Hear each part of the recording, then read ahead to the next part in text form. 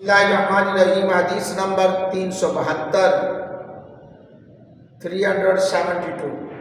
بچے کو نماز پڑھنے کا حکم کب دیا جائے؟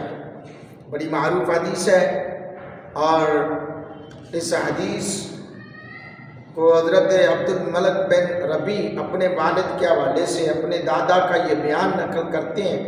نبی اکرم صلی اللہ علیہ وآلہ وسلم نے ارشاد فرمایا، بچے کو نماز کی تعلیم دو جب وہ 7 سال کا ہو جائے، اور اس کی وجہ سے اس کی پٹائی کرو جب وہ 10 سال کا ہو جائے۔ جی ہاں، یہ حدیث پاک بڑی معروف ہے، آپ نے سنی ہوگی، متعدد مرتبہ یہ سنی ہے۔ آج آپ کے پاس یہ دلیل ہے کہ یہ ترمذی شریف میں امام ترمذی نے اس کو کوٹ کیا ہے 372 نمبر پر۔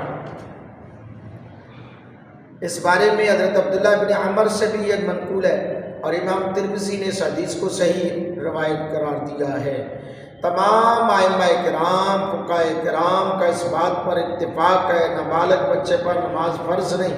جب بچے کی عمر 7 سال کی ہو جائے تو اسے نماز کی ترغیب دے کر عادی بنایا جائے،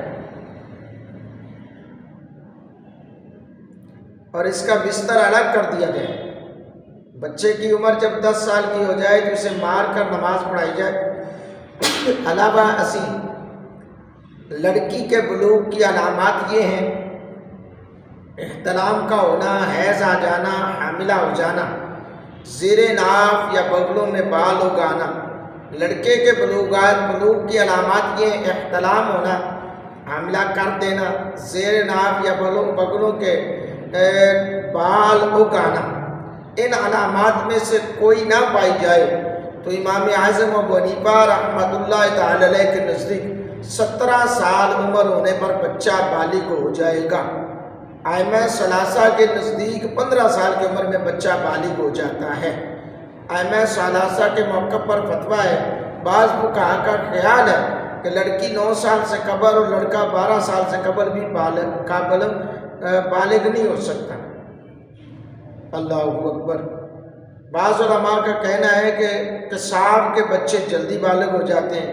نابالغ بچوں پر عبادات بدنیہ جیسے نماز، روزہ یا مالی اور بدنیہ کا مجموعہ مثلاً حج فرض نہیں ہے۔ عبادات مالیہ مثلاً زکوٰۃ کی فرضیت میں اختلاف ہے۔ امام اعظم ابو حنیفہ رحمۃ اللہ تعالی علیہ کے نزدیک نابالغ بچوں پر زکوٰۃ فرض نہیں۔ ائمہ ثلاثہ کا موقف ہے، اگر نابالغ بچے صاحب نصاب ہو تو ان کے مال سے زکوٰۃ وضع کی جائے گی۔ جی ہاں، تو انہوں نے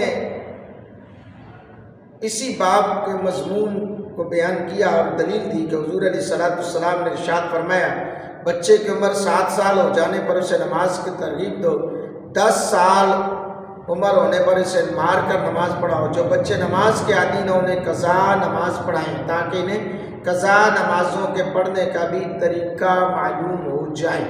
اللہ رب العالمین کی بارگاہ میں دعا ہے، اللہ ہم سب کا سننا سنانا اپنی بارگاہ میں قبول فرمائے، آمین۔